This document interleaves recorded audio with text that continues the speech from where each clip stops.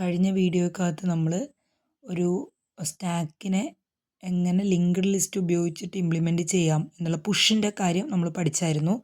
ഈ വീഡിയോയിൽ നമ്മൾ നോക്കാൻ പോകുന്നത് പോപ്പ് എങ്ങനെ ചെയ്യാം എന്നുള്ളതാണ് ലിങ്ക്ഡ് ലിസ്റ്റിൻ്റെ ഹെൽപ്പോട് കൂടെ. അതിൽ 2 കേസുകൾ ഉണ്ടാവാം. ഒന്ന് എംപ്റ്റി ആയിട്ടുള്ള ഒരു സ്റ്റാക്ക്. അങ്ങനെയാണെങ്കിൽ നമുക്കതിൽ നിന്ന് എന്ത് ചെയ്യാനില്ല, ആരെയും ഡിലീറ്റ് ചെയ്യാനില്ല. അങ്ങനെയാണെങ്കിൽ നമുക്ക് എന്ത് എഴുതാം, if top equal to null. Top equal to null ആണെങ്കിൽ നമ്മൾ എന്ത് പ്രിൻറ്റ് ചെയ്യണം, അണ്ടർഫ്ലോ എന്നുള്ളത് പ്രിൻറ്റ് ചെയ്യണം. ഓവർഫ്ലോ മാത്രമേ ഇല്ലാണ്ടിരിക്കുള്ളൂ, അണ്ടർഫ്ലോ ഉണ്ടാവും. ഒരു എലമെൻറ്റും ഇല്ലാത്തൊരു കേസ് ഉണ്ടാവും. സോ അണ്ടർഫ്ലോ എന്നുള്ളത് പ്രിൻറ്റ് ചെയ്തു. അതാണ് ഈ കേസ്, ഹെഡ് മാത്രം, ടോപ്പൊന്നും അവിടെ എവിടെയും നമ്മൾ കാണുന്നില്ല. ഇനി നമ്മൾ അടുത്ത കണ്ടീഷൻ നോക്കുകയാണ്. അടുത്ത കണ്ടീഷൻ കൊണ്ട് ഉദ്ദേശിക്കുന്നത്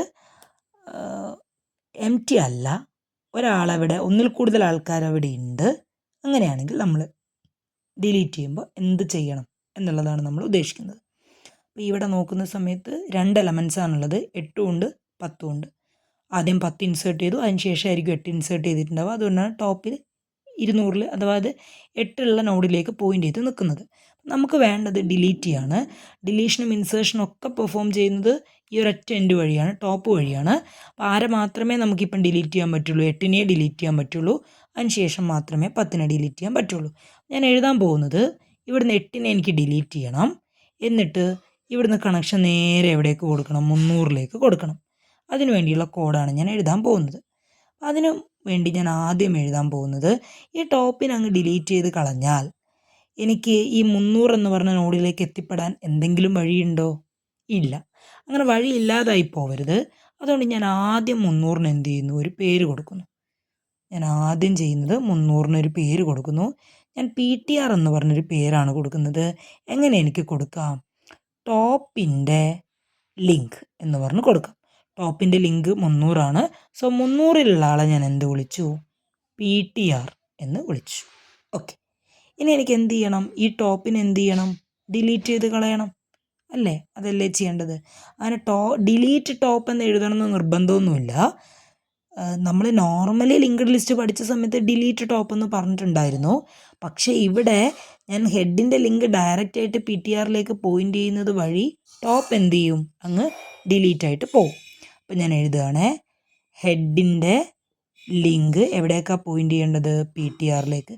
അതായത് ഇത് നേരെ എവിടേക്ക് പോയിൻ്റ് ചെയ്യണം, 300ലേക്ക് പോയിൻ്റ് ചെയ്യണം. അപ്പോൾ ഹെഡിൻ്റെ ലിങ്ക് ഈക്വൽ ടു PTR. ഇങ്ങനെ എഴുതി കഴിഞ്ഞാൽ എന്താ സംഭവിക്കുക, ഇവിടെയുള്ള 200 പോയിട്ട് അവിടേക്ക് ആര് വരും, 300 വരും. ഓക്കെ, വന്നു. ഇനി ടോപ്പ് ഇപ്പോഴും പോയിൻ്റ് ചെയ്ത് നിൽക്കുന്ന എവിടത്തേക്ക് തന്നെയാണ്, 200ലേക്കല്ലേ. അത് എവിടത്തേക്കാണ് പോയിൻ്റ് ചെയ്ത് നിൽക്കേണ്ടത്, 300ലേക്കല്ലേ. അതുകൊണ്ട് ഞാനിവിടെ എന്ത് എഴുതി, ടോപ്പ് ഈക്വൽ ടു PTR എന്ന് എഴുതി. Top equal to PTR. ഇപ്പോൾ ഇയാളല്ല ടോപ്പ്, ഇയാളാണ് ടോപ്പ്. ഇത്ര എഴുതിയാൽ മതി. ഇനി കൺഫ്യൂഷൻ ഉണ്ടാവുന്നുണ്ടെങ്കിൽ നിങ്ങൾക്ക് എന്ത് ചെയ്യാം, ഡിലീറ്റ് ടോപ്പ് എന്നുള്ളത് ഇതിൻ്റെ തൊട്ട് മുന്നേ എങ്ങാനും കൊണ്ടുപോയിട്ട് വേണമെങ്കിൽ എഴുതി വെക്കാം.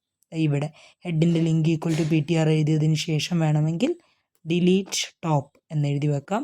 ഓപ്ഷണലാണ്, നിർബന്ധമില്ല. അപ്പോൾ ഒന്നും ഇല്ലാത്തൊരു കേസിൽ അണ്ടർഫ്ലോ ഒന്ന് പ്രിൻറ്റ് ചെയ്തു. ഒന്നോ അതിൽ കൂടുതലോ ആണെങ്കിൽ ഞാൻ ചെയ്യേണ്ട കാര്യം ഇത്ര മാത്രമേ ഉള്ളൂ. ടോപ്പിനെ ഡിലീറ്റ് ചെയ്യുന്നതിനേക്കാൾ മുന്നേ ആദ്യം തൊട്ടപ്പുറത്തുള്ള ഒരാൾക്ക് ഒരു പേര് കൊടുക്കുന്നു. ദെൻ ഹെഡ് നേരെ അങ്ങോട്ടേക്ക് കണക്ട് ചെയ്യുന്നു. ദെൻ പുതിയ ആളെ ഞാൻ ടോപ്പ് എന്ന് വിളിക്കുന്നു, ഇയാളെ എന്ത് ചെയ്യുന്നു, ഡിലീറ്റ് ചെയ്യുന്നു. വേണമെങ്കിൽ ഡിലീറ്റ് ടോപ്പ് എന്ന് എഴുതാം, എഴുതാതിരിക്കാം. എഴുതുന്നുണ്ടെങ്കിൽ നിങ്ങൾ ശ്രദ്ധിക്കേണ്ട ഒരു കാര്യം, ടോപ്പ് ഈക്വൽ ടു PTR അല്ലെങ്കിൽ ടോപ്പ് ഈക്വൽ ടു നിങ്ങൾ കൊടുത്ത പേരെന്താണോ അത് എഴുതുന്നതിൻ്റെ തൊട്ട് മുന്നിലായിട്ട് വേണം എന്ത് ചെയ്യാൻ, ഡിലീറ്റ് എഴുതാൻ.